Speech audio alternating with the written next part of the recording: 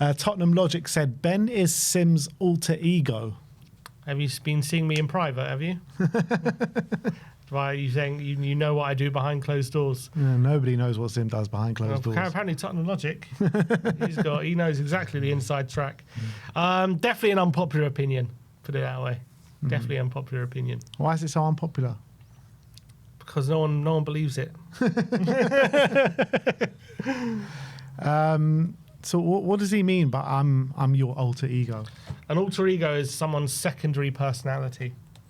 I see. So your personality is my secondary personality. I don't know what he means by that. He means like I present this way, like I am now, but then in another situation, I'm Ben. He can never be Ben. Definitely secondary. Saiful says, 1, Tell has the potential to be world class, and 2, Ben, even without his hair, is better looking than Sim, but Sim has twice as much football knowledge than Ben. I don't know what to take from that. Am I happy about that, or am I not happy about that? Depends what you value more. What do I value more? Definitely your football opinion or your looks. I think.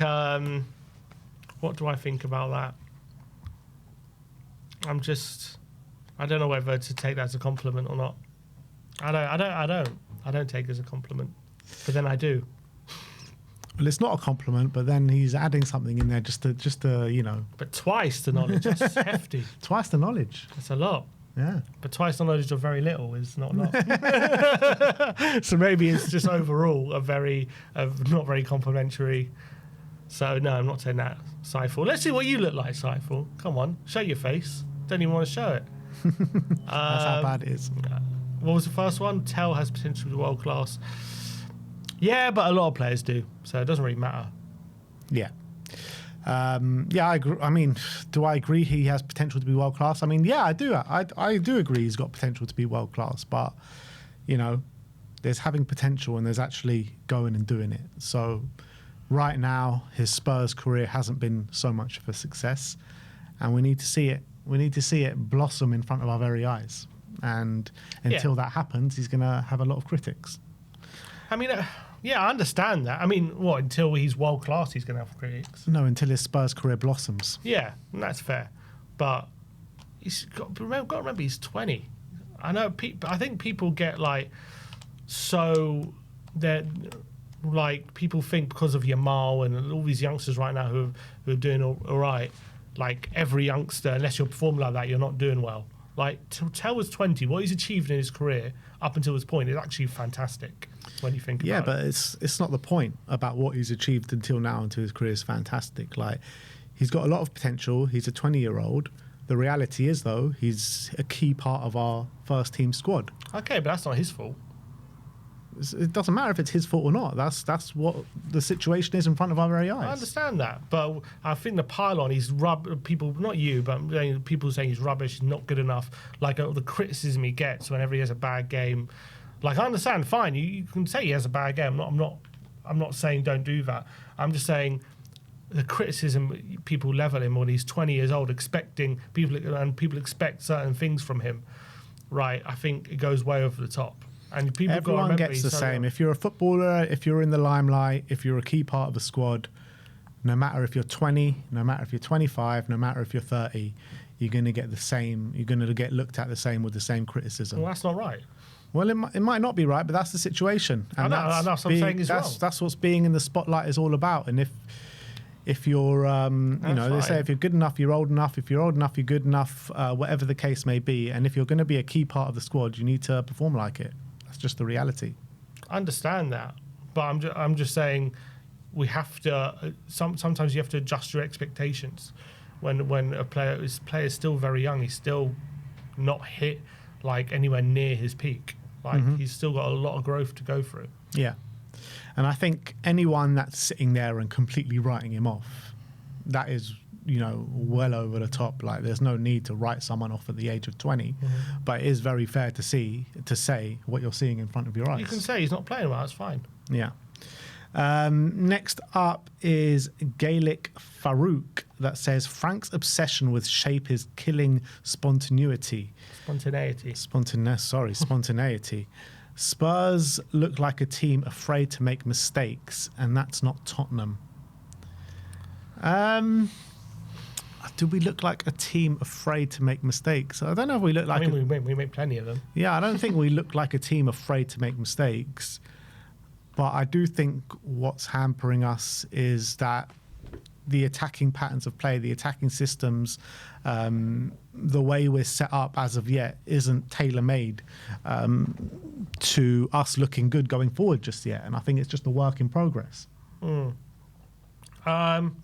Yeah, I do think the team maybe lack a bit of spontaneity, but I think we have been seeing it, you know, in more games recently when Xavi's getting... I think Xavi provides it when he's been in that number 10 position. I think he provides it less so in the 7 because he's a bit more predictable when... Sorry, in the on the wing, because he's a bit more predictable when he's on the left. He kind of cuts inside and his options are limited. I feel like when he's in the 10, he's got options to the left, to the right. You can do multiple different things.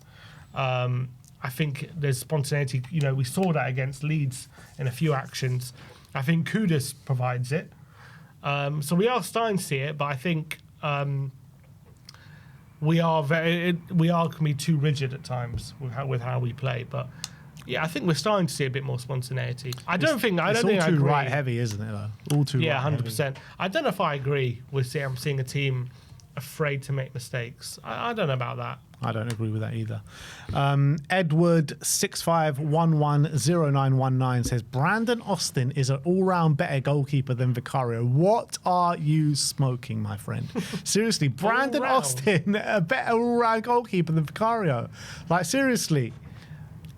Like what are you on about? Based on what? A couple of games where you can't even say based on those. I know he had some good performances, but they weren't like anywhere near what Vicario. Maybe one thing that Brandon Austin is better than Vicario at. Don't know. Kicking maybe? I don't know. I don't even know if that's true. Nothing. Exactly. So case closed. Spurs G says Lucas Bergvall is not a top class talent. Come off it, Spurs G. Seriously, what are you watching? Are you not watching this guy play? Are you not watching it? These people. The guy ran Premier League midfields last year at the age of 19. Seriously, how is that not a top-class talent? This as well, man of the match against West Ham. You know, played good performance against Villarreal. Like, the guy's having a great season as well. He's developing phenomenally well. What he's done so far in a Spurs shirt, considering his age, is absolutely amazing. Like, amazing. Like, this is one of the top talents in the league. You don't understand how good he is. Yeah. Like, this is an incredible performer. And he's only going to get better. This is, if you think even he's like a minor talent, I think you're crazy. This is a top talent. Yeah. I think if you're looking at anyone in our squad that has the potential to, like, the closest potential to be Ballon d'Or winner, it's him. I'm not saying he's got the potential to be a Ballon d'Or winner. What I'm saying is he's probably the closest one to have the potential to be a Ballon d'Or winner, if that makes sense. It's a big shout. Who else? Who's got more potential than him to be a Ballon d'Or winner? Yeah. Kudus, Xavi. I mean, they're older. I could never see them winning a Ballon d'Or. Then again, I don't know if I can see Bergvall. Maybe you can. But that's not what I'm saying. I'm not saying that he's gonna he can go and win the Ballon d'Or. But I'm saying... You're saying if there was a ranking of who's the closest to winning the Ballon d'Or, Bergvall would be top of that list. I don't know about that. Maybe Kudus would. Nah, I think Lucas Bergvall. Tottenham Dre says Luca Williams-Barnett is a more exciting prospect than Mikey Moore. As the president of the Mikey Moore Supporters Club, what do you have to say for yourself? I have to say that is recency bias in a nutshell, that one. Mikey Moore is an unbelievably exciting talent and a prospect. It's not going well for him at Rangers. On the flip side of that, it's not going well for anyone at Rangers. Let's put it out there. and it's not a good environment for a teenager up and coming with a lot of development to do to be in.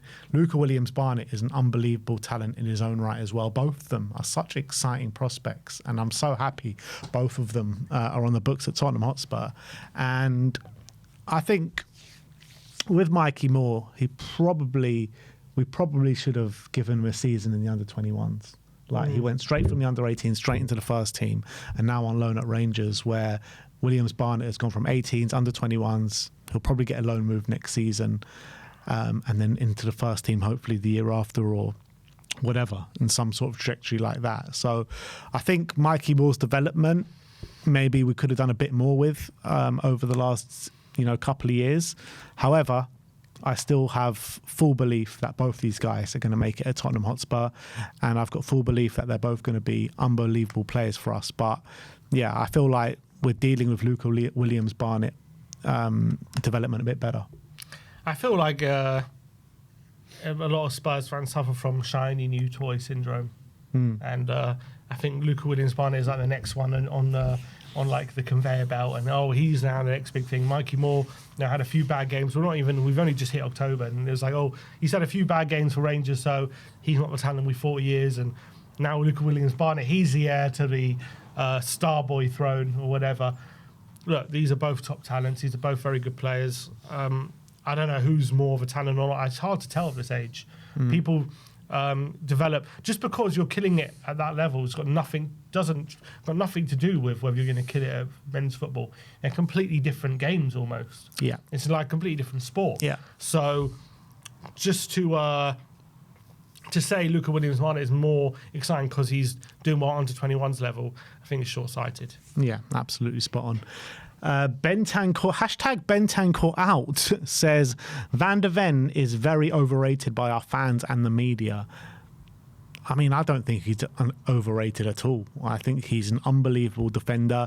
I think he's added more to his game this year as well in terms of the actual defending aspect, where he did come unstuck a few times over the last couple of years at Spurs. The sheer pace is something that no other defender has, particularly in this league. I think he's unbelievable, and I think he's even getting better in the air as well. He's such a young player for someone to play week in, week out at centre-back. I think he's getting better and better, such a consistent performer and an unbelievable player. Absolutely. I mean, his stock is so high. Imagine if he wasn't just chronically, he didn't have these injury problems, how high he would be rated. He'd be rated even higher than he is. I don't think he's overrated at all. I think he's a phenomenal defender who's, yes, still got some perfections to iron out, but he barely has a bad game. He is so consistent when he plays. I can think off the top of my head a handful of bad games he's had since he's come here. I remember that Brighton game last season when he got torn to shreds. Consistently player of a month. When we were 2-0 down. Yeah. That sticks out because he very rarely has a bad game. I can think when, with that Newcastle away game when he slipped twice. Those games I can remember. There are players who have so many bad games. You've asked me how many, can you remember, can you tell me all the bad games Tella's had? I can't even pick one out because it's just he's had so many. It's just, he's different kettle of fish, this guy. Different gravy.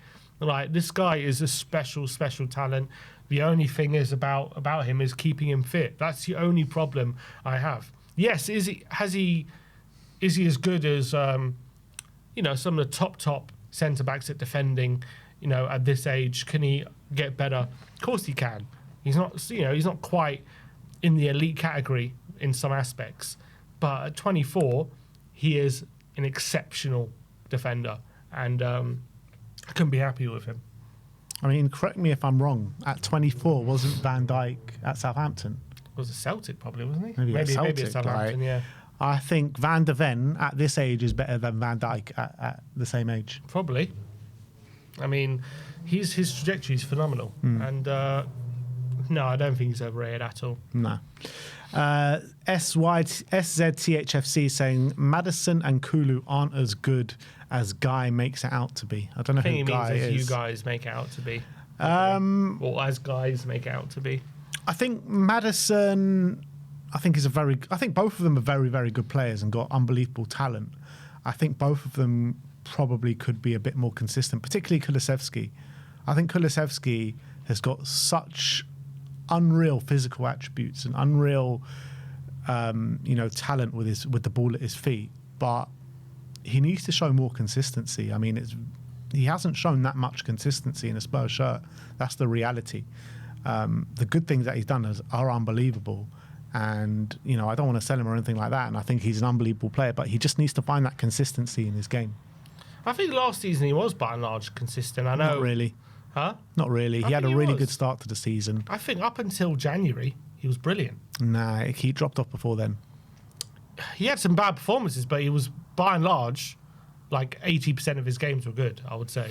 That's a nice consistency. I think it dropped off around kind of November time. And from November to January. November was when we played City. Yeah, just after that, I think it dropped off. I think it dropped off after January when the injuries were really hitting. I think he was still consistent. He was still probably our best player, up until January. And then... That's not saying much because we weren't playing well. I think he was playing well. For me, I think for the first 6 months. And then he did drop off, and then obviously he got for a few... When was that interview where he said, I never get tired? Because I don't think he had a good game after that. That was... I think that was the City game. We won 4-0, I think, maybe. Yeah, so after that, I don't think he had a good game after that. I disagree. That's just my opinion. I don't think that's true. I think he dropped off in January time, and then for about a month he obviously dropped off, and then obviously he picked up that big injury. I can't remember when it was. No, well, he picked up one injury, came back, and then picked up the big one later on in the season. But I think I didn't have a problem with him massively last season. You've got to remember the circumstances we were in. Anyway, I agree with you beforehand. He's been inconsistent. Maddison, I think he's a pretty consistent player, Maddison. I know he has his quiet games, but I think generally he's pretty good. I really like him. And last season when he was on the pitch, he was pretty good. Is he world class? No. But I think most of what's stopping him being world class is, again, he's so injury prone. That's obviously a big problem. He's still the best number 10 at this club. Yeah. Yeah, he's a great player, really great player. Will Xavi overtake him even when he's fit? I mean, he's probably, but we'll see. Look, I don't know. They're not as good. So I think they're both very good players. Does he think they're not very good? I don't know. Yeah, I mean, he's not saying they're not good. He's just saying they're not good as we make them out to be. Well, how good do we make them out to be? Very good, particularly you. I think they're very good. Yeah. Both of them. Yeah, they're good players. They're good players. I think they're both very good players, but I think they both probably they're both need top to be 6 a bit players. more consistent. I think they're both top 6 players easily. I don't know. Both top 6 players. I mean, do any of them get into any of the teams in the top 6? I think they'll probably see game time, but do they get into their strongest 11? Who's the top 6? Could Maddison not start for City right now? For City, if he was fit, instead of who? Who plays 10 there? Like Foden, Reinders, Cherky. I mean, it's not crazy. I mean, Cherky obviously has been injured, hasn't seen much game time. Reinders, I think they'll probably want to... I think Foden's been very good this season so far. So I think Foden is better than both Maddison and So you get into Newcastle's team? Newcastle, instead of who? Bruno Guimaraes? No, he plays the deepest role. So maybe Joe Linton. Joe Linton. Or Tonali. They kind of all interchange, don't they, at Newcastle a bit? I don't know, maybe Newcastle, but they don't get into Arsenal's team, don't get into City's team. Well, last season we were saying he was better than Odegaard. Yeah, but now they got Eze. Who else is there? Chelsea. He don't get ahead of Cole Palmer. Liverpool. Who do they have in the 10? Wirtz. I mean, gets in ahead of Wirtz at this moment in time. So look, I don't think they both have a solid starting role at any of the top 6 clubs. That's fair. Boxing fan Leighton says Levy left Tottenham because he knew Brian Daigle was never going to give up. That's a very popular opinion. I think that's true. That is absolutely spot on. Levy was quaking in his boots. He's like, I've had enough of this. I've had enough of this. I heard the rumours that he was... Daigle booked the flights and Levy was like, all right, enough of this. Another flight, another protest. He's coming back. I thought I was done with all that.